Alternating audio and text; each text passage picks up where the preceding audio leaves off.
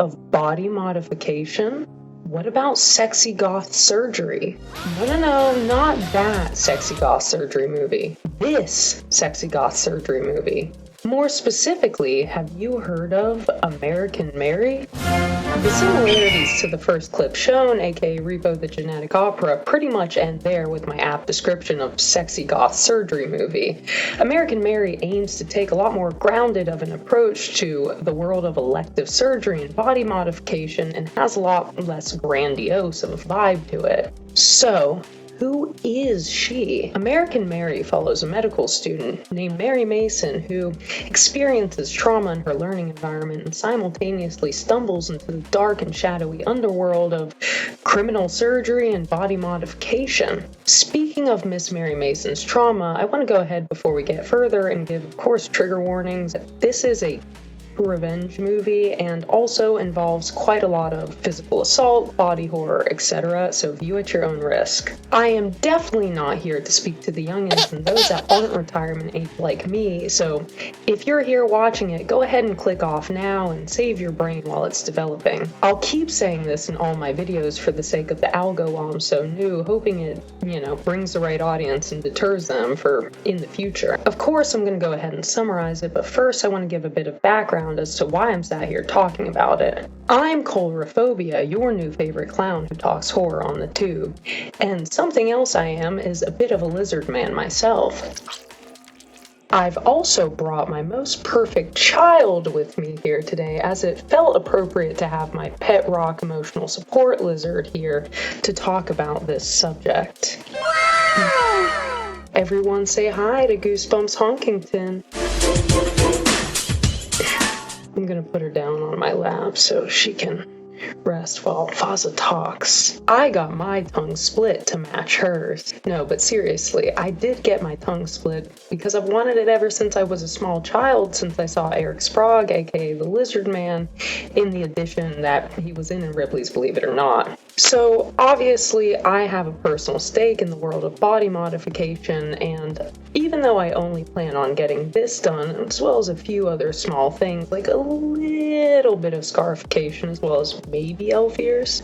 Now, to state what might be kind of obvious, American Mary is pretty grounded compared to something like Repo, but that doesn't mean that it's not still a highly exaggerated and darkened view of the world of body mod. Yes, it's a gray area of legality because a lot of body mod artists aren't licensed as surgeons, they are as piercers, but the ones that tend to be gone through in the US tend to have decades of experience under their belt. And yes, we as their clients should expect to assume all liability should an issue arise during the healing process. Does that make me crazy? But it's not done in the artist's home like it is in American Mary, as we'll see, and there is a lot of protocol and procedural happenings that make it smooth and easy if the body mod artist is good, and theoretically, could be in and out of a tongue split in half an hour, like I was. Now back to our girl Mary. Catherine Isabel plays Mary, who's best known for her role as Ginger in Ginger Snaps, which is a cult classic film that is pretty much about coming of age, but told through the lens of werewolves. If you're an old fart like me who still watches Goosebumps as a comfort show, you might notice that she's also in an episode of that. And please do let me know if you'd like me to cover Goosebumps or any other similar silly nostalgia horror type stuff, because I'd fucking love to. The idea for her was born from the minds of the Soska sisters, who themselves embody many roles in film, from directors, producers, screenwriters, the actresses themselves, and they do make a cameo in their own film, which we'll see here shortly. I'm also toward the end of my writing as I'm typing out what is currently being said here in the beginning of the video, because I was toward the end when I uncovered some pretty interesting things about the twins themselves, and I'm just going to shelf that for later in the video where I found it, essentially. But they're not odd in the fun, clown with a split tongue way. They're odd in the not so fun way, but we'll get to that. Although, in a moment, I will talk about something I noticed during the interview, since I watched those at the beginning while writing the script, and that I can't not mention. Now, they've openly stated in these interviews that this movie was made with two primary reasons. A, the twins' sheer fascination with the world of body modification, and B, it's an analogy for their adventures and misadventures in the film industry, powerful people being often the ones who do reprehensible things behind closed doors and making it as a woman. Now, the weird little thing I mentioned earlier is the twins' behavior towards Catherine Isabel in these interviews. So I'm pulling from 3 different interviews, which I'll, link below, but they're all filmed at the same location on the same day with different reporters and news outlets. And in these interviews, Jen Soska, who you'll see on the far left in the black shirt, pets Catherine Isabel's hair while she sits there looking fairly tense. In moments of quiet, when Jen and Sylvia are discussing the movie and Catherine's just sitting there, her body language is, to me, insanely uncomfortable. And I was surprised when I was looking at the comments that only one person noticed odd body language. And no one seemed to notice anything, but it was immediately apparent to me. And I definitely don't want to level her discomfort as fat, because theoretically this could be part of their whole shtick, a creepy, villainous thing. And hey, I get that, but, even I, as a creepy, villainous monster, you're not going to catch me out here petting colleagues' hair like that in these streets. I don't know. But it didn't just sit normally with me, and, it felt like due diligence to mention, being that this is a pretty prominent thing I noticed in these behind-the-scenes videos, so let me know what you think about it in the comments.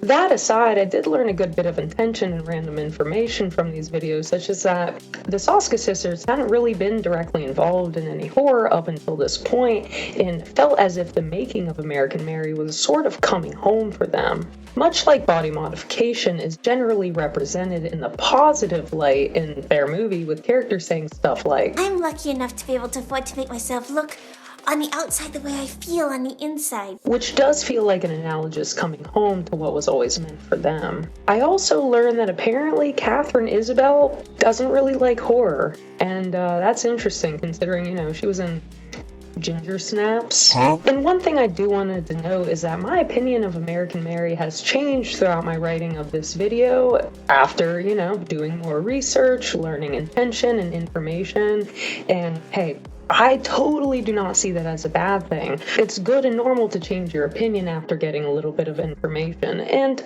I would say I only like it about 30% less after learning what I have, which does change a lot, but it took American Mary to a movie I really enjoyed to one I just think is fun. And does that mean I'm going to scrap the whole video? Fuck no. That's why you're seeing it right now.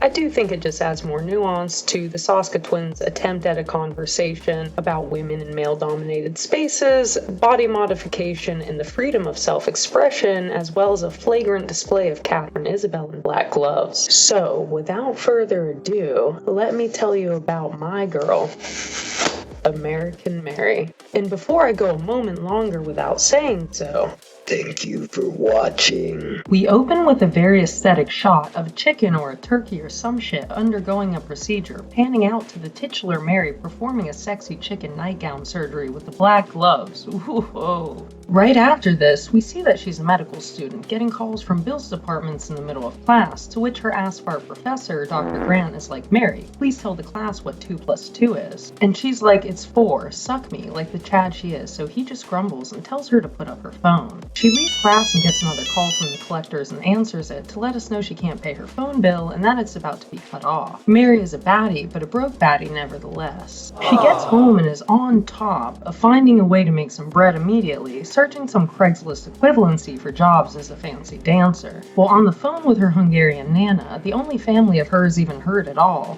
she finds a listing while her Nana rambles on about women on reality shows, alluding to them being whores, which Mary kindly helps put into words for her. On that sweet little note, we're transported immediately to the club, where Mary arrives and interviews for her position by walking stiffly and giving the club owner, Billy, an over-the-jacket massage, which I'm sure is much like an over-the-pants job. Not the best. He's kind of a dick about it, but this little fit is interrupted by his big biker buddy boy associate, Lance, telling him a dude they were torturing in some shady dealings is now critically injured and in need of an emergency surgery. For some reason, Mary brought her resume with her full name, home address, personal number, and schooling credentials to be a dancer, and having seen that she's a medical student, hurriedly asked her what level of surgery she's capable of performing. He offers her $5,000, and desperately broke, she lets him whisk her downstairs and perform scantily clad surgery on the man. She goes home and basically falls into her shower, fully dressed and sobbing, before sitting on her couch with a bat, an implied fear of someone coming to steal the 5K back from her. We cut to daybreak, where Mary is awoken by a call from a woman with a strangely high-pitched voice, asking for her by full name, as well as using doctor to address her. Mary says, "Nah, bitch, not today," and hangs up, but gets another call, her unspecified job laying her off entirely now. She has a hot goth black glove whine and cry sesh about these woes when she gets a buzz at her intercom from a mysterious stranger claiming to be a delivery person. As unique as the stranger's voice is, I honestly don't get why they had to write her to not recognize the voice she just heard on the phone. But she lets her up, unlocking her door before realizing she's wearing a bloody sexy bird surgery apron and throwing it off. While she's doing that, she lets herself on in, which Mary doesn't take too kindly to, and neither would I. She explains that she's Beatrice, Betty Boop lookalike queen from AliExpress, and she's from the club Mary went to last night. She knew all of her info from her resume, and appeals to her for help. Not for her, but for a friend who wants an unconventional procedure. Fun little side note, the actress portraying Beatrice is named Tristan Risk and is an actual burlesque and sideshow performer, still working in those scenes to this very day. For me, however, this is one of those first places the sauce was quote-unquote intended realism with the procedures and the world goes awry, because I do not for the life of me understand why a heavily modified woman would need to seek a medical student that did an impromptu criminal surgery the night prior instead of a plastic surgeon. To go ahead and explain my thought process / spoil these right before they happen, Ruby Real Girl is the friend in question. She's a fashion designer, a bimbo, and obsessed with being like a Barbie. She wants an odd form of labiaplasty, which is a general term for a surgery that modifies the appearance of the labia or vaginal lips in order to look like a Barbie doll in her nether regions. She also wants her nip nops removed to further achieve this, which same but for reptilian reasons. What I don't get is why she didn't seek a plastic surgeon, or the lack of realism in the fact that there would absolutely be licensed surgeons willing to do it.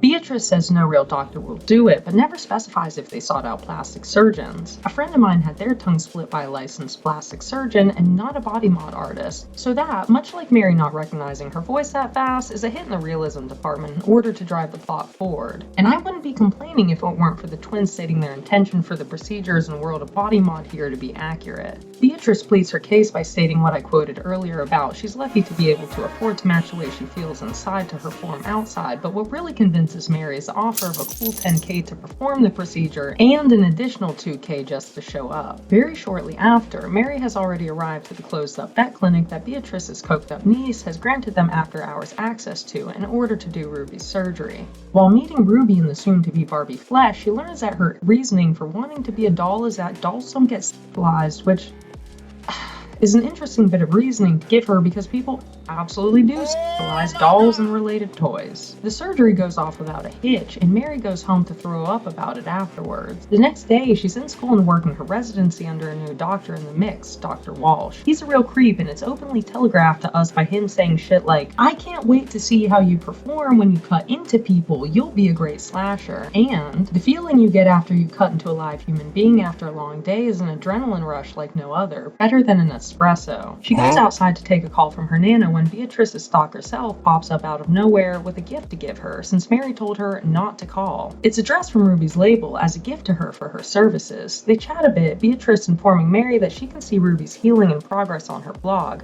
posted on a page called abstract.me, a site for the body modification community. In the back, a blurred man who we can assume to be Dr. Grant based on the hair watches like a weirdo vulture. She goes back in alone now, where Dr. Walsh from earlier corners her and asks her if she wants to have drinks with him, Dr. Grant, and a whole group of other surgeons at Grant's home. Seeing this as an opportunity for advancement and favor, she accepts, going home to change into her new dress and scroll the page Beatrice mentioned while waiting to go to the party. She gets there, being greeted by some weirdo who won't give his name and says in response to "Who are you?" "I'm a fucking motherfucker. I cut people up for a living. Cut, cut, cut." Before being passed by him to Dr. Walsh, who greets her and gets Dr. Grant to greet her as well. Grant lectures her and says basically, as a surgeon, nothing else matters as long as the work is good, implying it's alright to be a bad person if you're good at your career or art form. Definitely playing heavily into the themes of people in positions of power using their power of fame to justify bad behavior. At this point, she's getting woozy as Grant and Walsh corner her at the in-home bar, talking at her fast and commenting on how nice her dress is. They're also switching out her drinks as it switches to her dizzy point of view. Grant leads her to his room past a weird scene happening on the bar counter, and unfortunately, the catalyst for Mary's further actions are about to occur.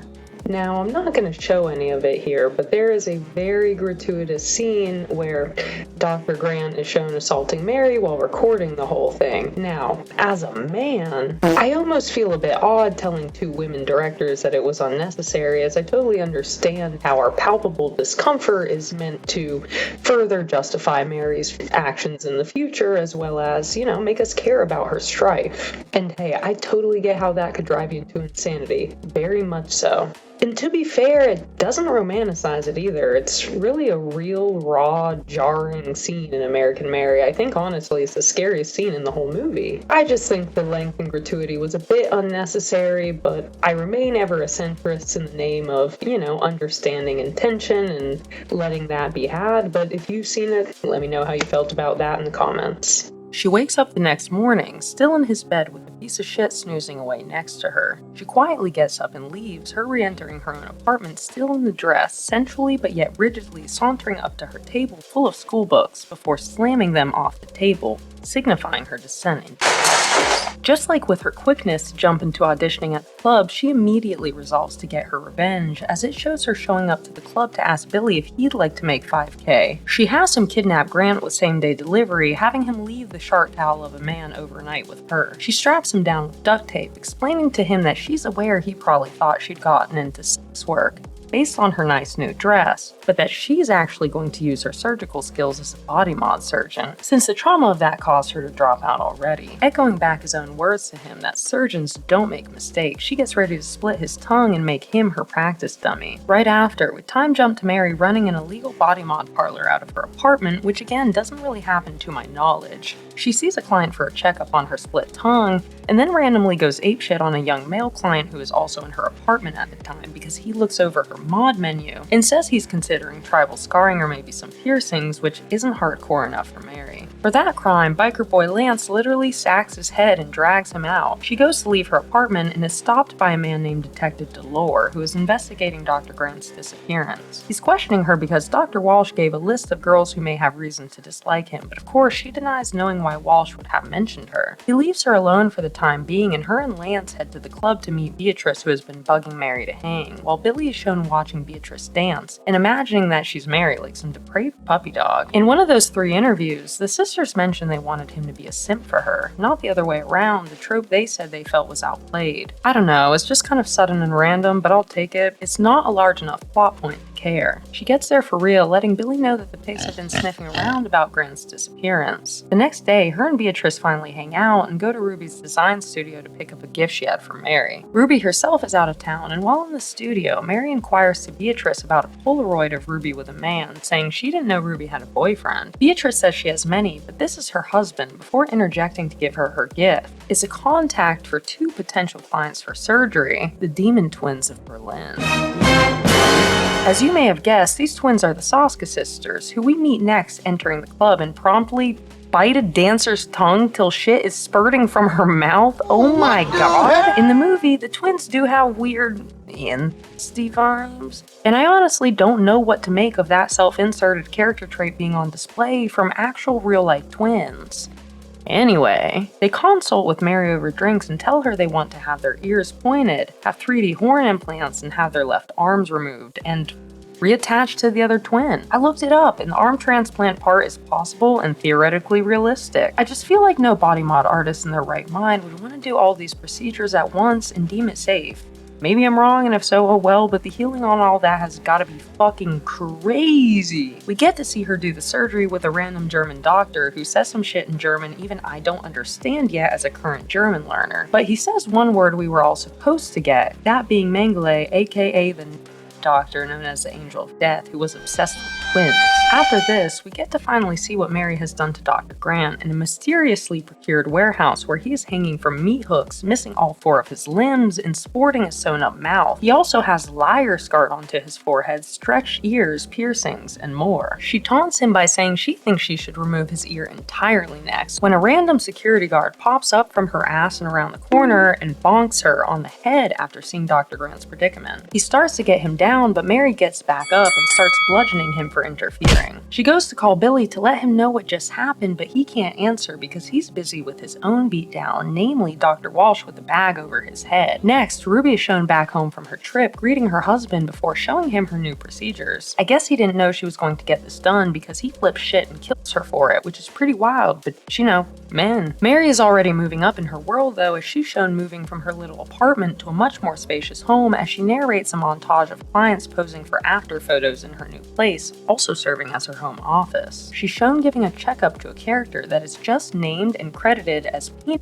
Guy, who she is literally having to chastise for edging and gooning after a fresh piercing. Also, didn't she get mad just earlier at a dude for coming to her for piercings? This is cut short though when the detective calls her again and tells her he's coming up there now for a chat, her quickly closing up the door to her surgical suite and ushering the guy out. He's come to let her know that Dr. Walsh has now disappeared as well, and that they have learned more disturbing details about both the men, such as the very sex parties that Mary was assaulted at, including multiple other recordings too. She goes to drug him, worried he's seen her tape, but he indicates he hasn't seen her in one. It's very clear that even though he's a pig, he's actually not the dullest one around, and can definitely tell something happened to her too, even if she won't say it. He reassures her that she's a victim in this, and that she can tell him anything, but Mary still won't budge. It's not implied that he's aware that she's responsible for these disappearances, but simply that she was one of the numerous victims of the doctors. She shakes him off once again and gets him to leave when she gets a call from her Nana's contact. We can't hear the voice on the other end, but it's very clear her Nana died. She sits posed beautifully on the floor and just immediately deletes her Nana's contact? Geez, alright Mary. There's definitely something a bit odd about this scene for me, and I don't know if it's meant to serve as a driving force for further ensuing insanity or what, but it's just there. Literally, right after all this, she goes straight to the club to see Billy and ask if he did something to Walsh, because she knows it ain't her. She walks in on an unnamed, never-before-seen blonde woman who is vomiting on Billy's knob, presumably drunk. She stumbles out when Mary enters, and she confronts him, and he admits to hurting Walsh, but says he didn't take the tape. Right after this, though, Mary sees a bartender stealing cash from the bar till as she's talking to Billy. She asks him if he'd like for her to take care of him, but he says they've got it, and they're just gonna scare him. Mary then spots the woman who was with Billy going to the restroom and heads in there after her. She harasses the fuck out of this woman, all the other women fleeing as she enters, leaving them entirely alone. We get the woman's perspective from the crack of the stall door as Mary does toolkit ASMR with her saws and scalpels on the bathroom counter. When the woman finally realizes her only choice is to make a run for it, she exits and Mary corners her for a beatdown. She doesn't even use the tools she laid out, that was just for fun. She throws her around a bit and lets her leave the bathroom, but is shown just moments later very casually outside the bar telling the woman, "Sorry, it wasn't personal, you know. Just the wrong in your mouth at the wrong time." So I tried to figure out the reasoning for this exchange. I found it a bit odd as territorial aggression is not, shown to be a trait of Mary's character thus far. Plus, the Soska sisters said themselves, Billy's whole deal is love that is unrequited on Mary's side. Plus, the blonde woman isn't shown or even implied to have any connection to the bartender who stole from the till, so that doesn't really make any sense either. The only thing I can think of is that it's meant to show that she's truly descended into madness, freely transferring the pain onto those around her because of her grandma's death. And that's not necessarily bad storytelling in terms of the story they're trying to tell with Hollywood and people in positions of power. Oftentimes, hurt people hurt other people, especially now in the case that Mary has ascended to a level of power within her own world. Notoriety within her niche, a confidence and raw aggression she hadn't known before, equipped with the surgical skills and tools to weaponize her fully. I just don't see why the random jealousy had to be a part of it, because it's not really congruent with her character so far. I think it would have made a lot more sense for Mary to fly into a rage at Billy for taking Dr. Walsh not on her command, taking out the very man that's enamored with her, one she never really cared for anyway. That, to me, feels like a proper villain arc to convey her descent, where she burns bridges with everyone in the club that loved her and Billy. But hey, what do I know? I'm just some clown. Right after this, Billy does fall asleep at his desk and have a realistic dream of her dancing on him before stabbing him with a scalpel. When he awakes to reality though, Mary's still hanging around after beating that poor woman up, and he proposes they leave town that night, the very next day, whenever, together. She actually does consider it, saying it'd be a good change of pace and that she'd let him know before heading home. She gets back home and receives a call as we see Beatrice bloodied on the floor, telling her that Ruby's husband has gone mad. He killed Ruby, came to her and beat her up, and demanded to know who had done this to Ruby and where they lived. She says she had no choice because he started to burn her and that Mary needs to watch out. But it's too late for Mary, who is accosted by Mr. Real Girl, who is already inside waiting for her. He stabs her in the stomach and she manages to get him back too, and then crawls away to her surgical suite to lay on the floor and stitch herself up, succumbing to her injuries anyway. It ends with the cops in her home examining her trophy Polaroid album filled with photos of Dr. Grant, Mary having succumbed to her own vengeance on the floor. Miss Mary, where do we begin? Well, as I stated earlier, my initial interest in this movie was spurred by being someone who has body modification, loves body modification, as well as having just stumbled onto a fun, sexy mid-2000s horror, and what I really got was a thriller with a fair bit of intent behind it that doesn't technically focus much on the body mod aspect. It's more of a character study of Mary. Since I stated my grievances while explaining the plot, it's pretty obvious that I found some issues with plot points and developments in the movie, and I'm well okay with that, again, as I learned to be more open about what didn't work for me. But I'm a clown, and therefore a big proponent of fun, and while there are some very unfun moments in this movie, like extended length assault scene, it can definitely say that this is a decent movie for a, fun, sexy 2000s vibe to pop on, and that its message generally works. Even if Mary's sudden heel turn into jealousy over Billy is a bit nonsensical, her practices are a bit unrealistic, and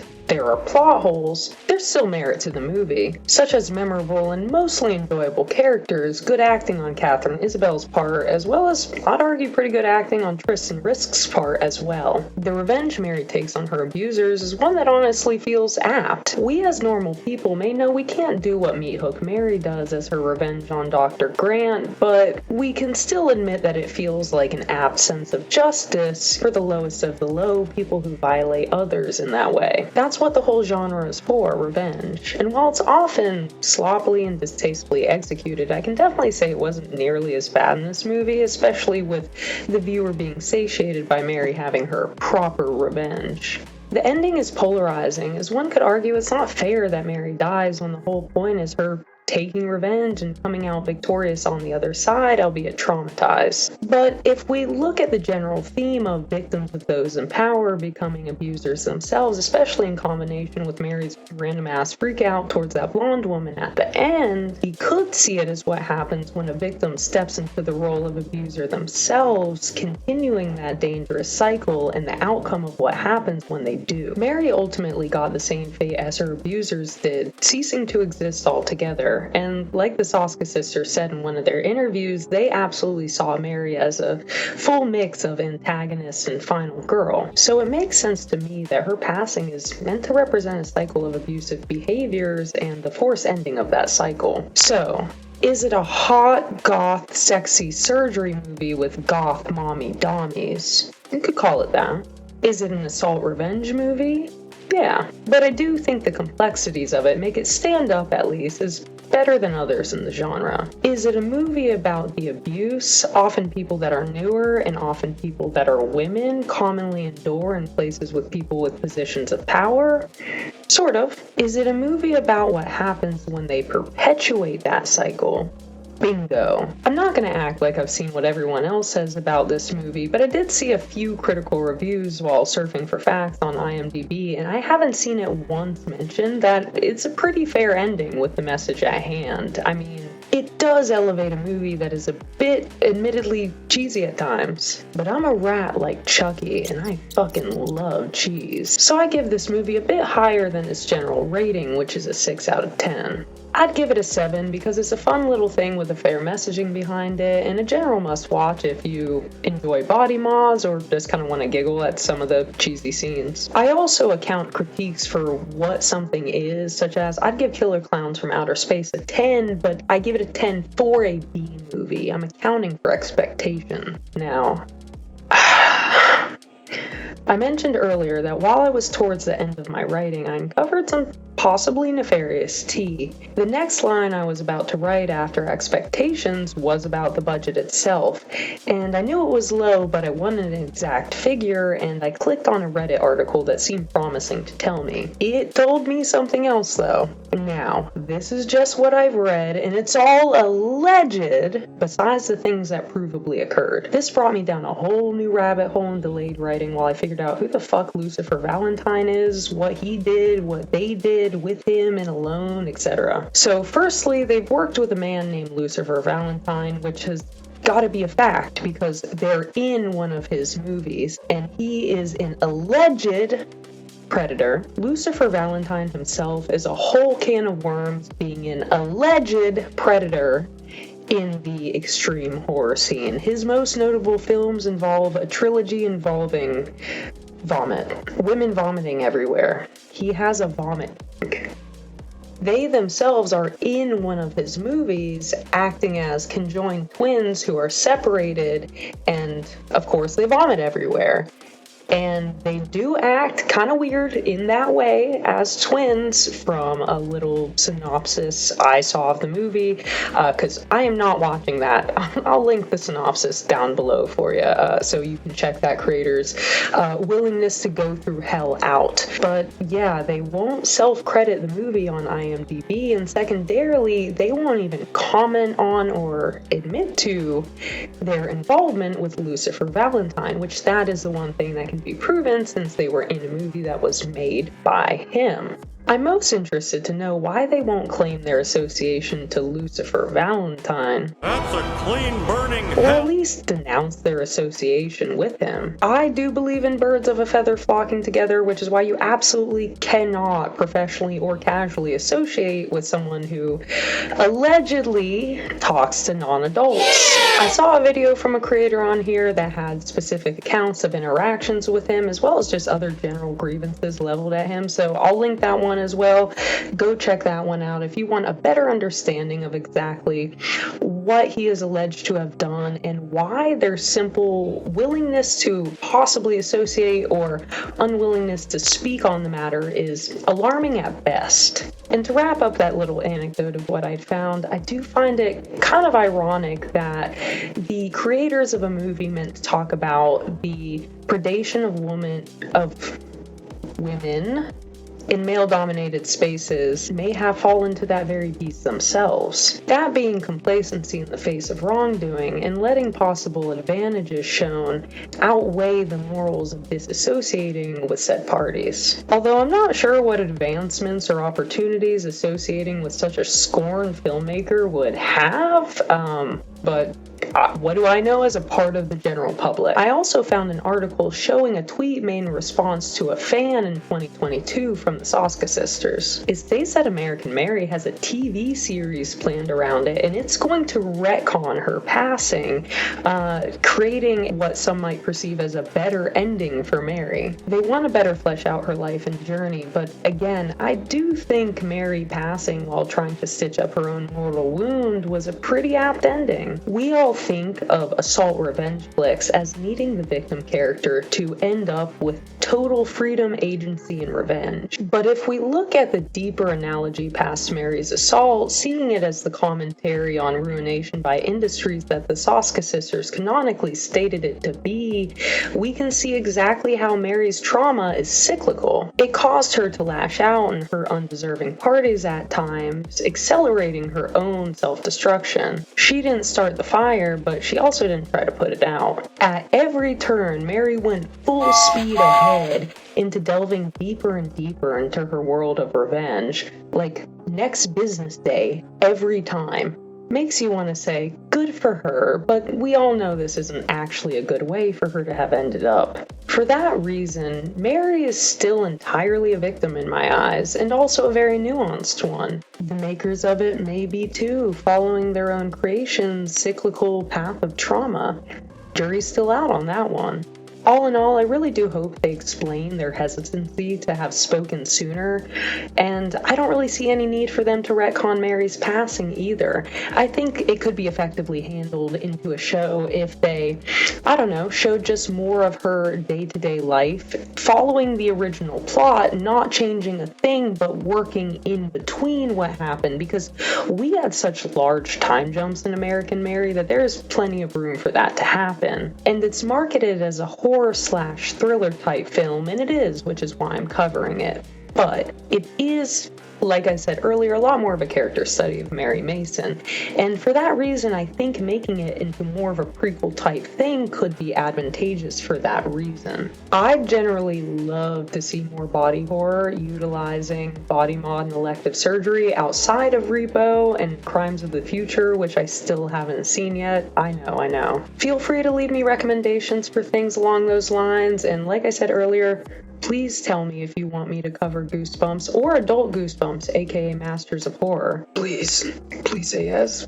I'm gonna end up doing it anyway, so validate me in this. Catherine Isabel, like I said, is in the Weird Ass Sponge episode, so perfect segue into that. Goosebumps absolutely counts as horror, even if it is for youngins. It's what people in my age range, which hopefully is the people watching, grew up with when we were youngins. And boy, do I love some laughably cheesy nostalgia. Stay tuned for what is definitely next, where we look into Junji Ito's manga adaptation of Frankenstein and compare and contrast it with its original source material. It has been a pleasure talking about this with all you Colro-philiacs today, and I am eternally and obnoxiously excited to learn about and discuss horror in all its forms with you together forever. This is my outro. Everybody say bye, Goose. Bye. This is what you get.